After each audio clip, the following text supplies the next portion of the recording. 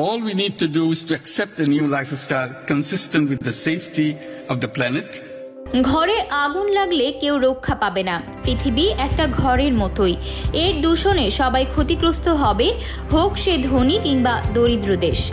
এমন মন্তব্য করেছেন অন্তর্বর্তী সরকারের প্রধান উপদেষ্টা ডক্টর মোহাম্মদ ইউনূস। বুধবার আজারবাইজানের রাজধানী বাকুতে জাতিসংঘ জলবায়ু পরিবর্তন সম্মেলনে বাংলাদেশ প্যাভিলিয়নে তিনি এই মন্তব্য করেন।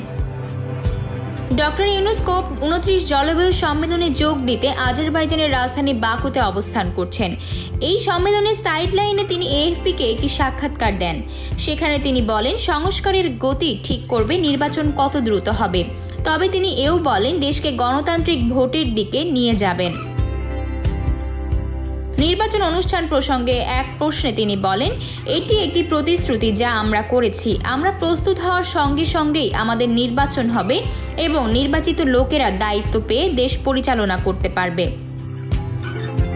আমরা অন্তর্বর্তী সরকার, তাই আমাদের মেয়াদ যতটা সম্ভব কম হওয়া উচিত। তিনি আরও বলেন, আগে কিছু সংস্কার প্রয়োজন। সংস্কারের গতি ঠিক করবে নির্বাচন কত দ্রুত হবে। প্রসঙ্গত, জলবায়ু সম্মেলনের তৃতীয় দিনে ডক্টর মোহাম্মদ ইউনূস তরুণ প্রজন্মের প্রতিনিধি ও বিভিন্ন দেশের শীর্ষ নেতাদের সঙ্গে পৃথক পৃথক বৈঠকে অংশগ্রহণ করেন। এসব বৈঠকে তিনি বাংলাদেশের জলবায়ু ঝুঁকির পাশাপাশি এর থেকে পরিত্রাণের সম্ভাব্য উপায়গুলো নিয়েও আলোচনা করেন। আতকিয়া মাইমুনা, বার্তা 24।